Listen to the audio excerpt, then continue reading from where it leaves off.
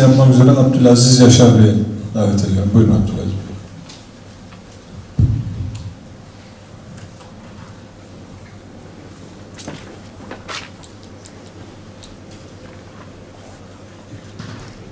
Hepinizi saygıyla selamlıyorum. Kısaca kendimi tanıtmam gerekirse Kahramanmaraş Göğsün Saraycı köyündeyim. Şilahşe Sıraç Ales, ismi Abdülaziz Yaşar.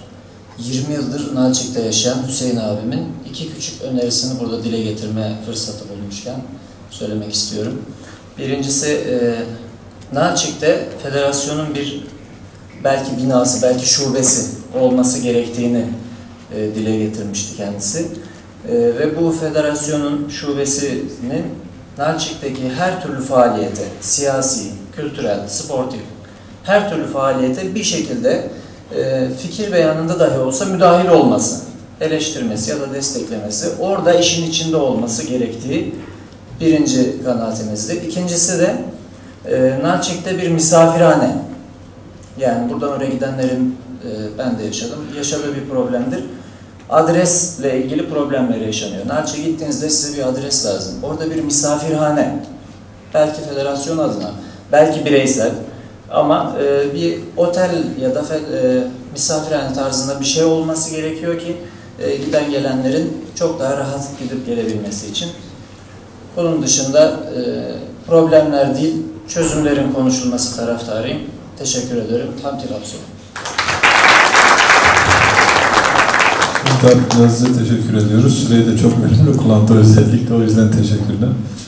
Yalçın Karadaş Bey'i buraya davet ediyorum. Buyurun Yalçın Bey.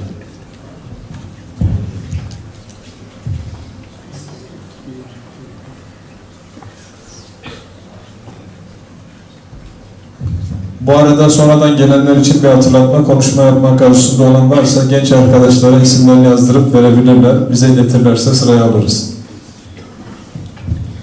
Firmakafullah, saygıyla selamlıyorum. Teşekkür ediyorum Sayın Başkan'a beni davet ettiği için. Delege değilim. Yalçın Karadaş, Kabaktepe, Kerefe Saçış, Ziyanere Abazız, Kuşbağı. Dün çok güzel bir sergi vardı. Şamil Eğitim ve Kültür Vakfı'nın Adiyuf grubu, kadınların kadim el sanatlarıyla, Çerkez el sanatlarıyla ilgili gerçekten göz yaşartıcı emek sarf etmişler. O yüzden biraz gelemediğim için bugün geç geldim, özür diliyorum. Bizim entelektüellerimize ve sanatçılarımıza çok sahip çıkmamız gerekiyor. Dünkü yabancıların ilgisi sergiye bunu bir kere daha gösterdi. Trabzon işi veya başka isimlerle anılan işlerin bize ait olduğunu kadınlarımız anlatmaya çalışıyorlar dünyaya ve Türkiye'ye. Kendilerine buradan teşekkür ediyorum. Türkiye Çerkezlerin demokratik talepleri asılmış buraya. Hepsi katıldığımız talepler. Belki eklemeler yapabiliriz ama Türkiye Cumhuriyeti'nde yaşayan, Çerkez kimliğine ciddiyetle bakan ve geleceğiyle ilgili kafasında kaygı olan herkes böyle bir şeye taraftardır. Ama biz maalesef 40 parçaya bölünmüş vaziyetteyiz. Bunun nedenlerini sorgulamayalım diyen insanlar var, geçmişi konuşmayalım diyen insanlar var. Ancak bunun nedenlerini sorgulamak ve artık bu işe bir çözüm bulmak durumundayız. Herkes, bütün yapılar, kişi olarak insanlar kendi siyasi yapıların, dünyaya ve Çerkez meselesine bakışlarını kendilerinde tutmak gerekirse onun üzerinde çalışmak kaydı ile gerektiği zamanlarda, gereken günlerde, acil durumlarda düşmanlık beslemeden diğer yapılara ve düşüncelere bir araya gelebilmelidirler. Bizim temel problemimiz her yapının, her kişinin kendi yaptıklarının kesinlikle doğru olduğuna, yollarının da düzgün olduğuna inanmaları.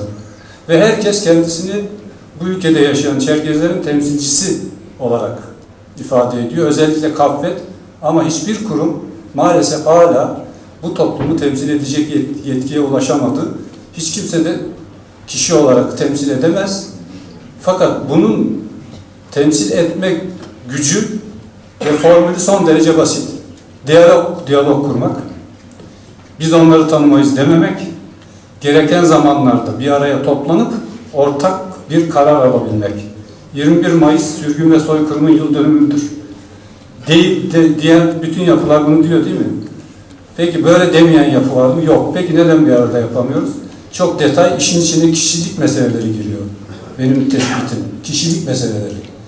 Eğer bir insan kendi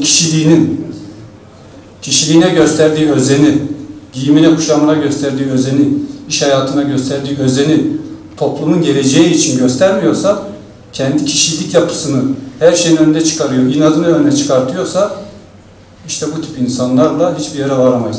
Kadınların olmadığı yerde hiçbir iş yapamayız. Gençlerin olmadığı yerde hiçbir iş yapamayız. Son katıldığım 2011 toplantıda burası dolup taşıyordu. Neden acaba azaldı? Bunu irdelemek lazım. Yani bunun nedenlerini buradaki herkes çok iyi biliyor. Fakat bu nedenler üzeri örtülüyor. Toplumsal enteresan olaylar oluyor. Örneğin 2015'te seçimler oldu. Yerel seçimler oluyor. 2019'da seçim olacak. 2019'da seçim olacak. Biz 2022'de de gene aynı şeyleri söyleyeceğiz. Çünkü biz muhasebe yapmıyoruz. Bu şekilde şirket yönetebilen var mı? Bu şekilde ayağa kalkmış, ayakta durabilen şirket var mı? Şirketlerimize gösterdiğimiz özeni demek ki göstermiyoruz. Ciddiye almıyoruz halkımızı. Arkadaşlar, yaptıklarımızı bir süre sonra analiz etmek ve neden ve sonuç ilişkisiyle doğru yol bulmak zorundayız. Biz hep örtüyoruz. Yalçın şöyle yaptı, konuşmayalım, kalbini kırmayalım, halının altına atalım. Ayşe böyle yaptı, iyi yaptı. Zaten o bizim kapvetten değil, teşekkür etmeyelim. Biz teşekkür etmeyi de yanlış yaptığını kanıtladığımız insanların ve yapıların şabze ve şase yapısı içinde kınanmasını da becermek zorundayız. Hem teşekkür etmeyi hem kınanmasını. Bakın o zaman şu taleplerimizi gerçekleştirmek için önümüz açılır, bizi ciddiye alırlar. Aksi halde bizim ciddiye alındığımız falan yok arkadaşlar. Çok lütfen kırılmayın. Üst perdeden konuşuyorum. Ama bu benim aynı zamanda öz eleştirimdir. Sadece eleştirmiyorum. Lütfen artık şu her şeyi ben bilirim, her şeyi biz biliriz'i bırakalım. Diyalog kimseye bir zarar vermez. Siz diyalog yolunu açın. Yazılı olarak, resmi olarak elinizden geleni yapın. Karşı taraf gelmiyorsa deşifre edin. Biz öyle yapmıyoruz. Telefonla söylüyoruz. Farklı fikir öne sürebilecek insanlarımızı delege olarak seçmiyoruz. El kaldıracak insanları delege seçiyoruz. Bu yapı maalesef Türkiye Cumhuriyeti'nin bütün kurumlarında var. Benim meslek kuruluşumda da aynı şey var. 7-8 sene önce bir alternatif grup çıkartalım dedik. Tamam, ondan sonra delege falan yazmıyorlar. Kendileri çalıyorlar, kendileri oynuyorlar insanlar. Sonra ciddiye alınmıyoruz diyorlar. Siz ciddiye alınamazsınız bu şekilde arkadaşlar. Farklı düşünceleri dinlemek ve anlamaya çalışmak zorundasınız. Aşmayayım zamanımı. Ben kadınların ve gençlerin daha yoğun olacağı, diyalog yolunu açık tutacak insanların yönetime gelmesini istiyorum. Ben 2 grubun minimum çıkacağı genel kurulları hayal ediyorum. Bakın, 2 grup çıkmadan yapılan genel kurulların sonucunda hiçbir iş yapılamaz. Çok teşekkür ediyorum.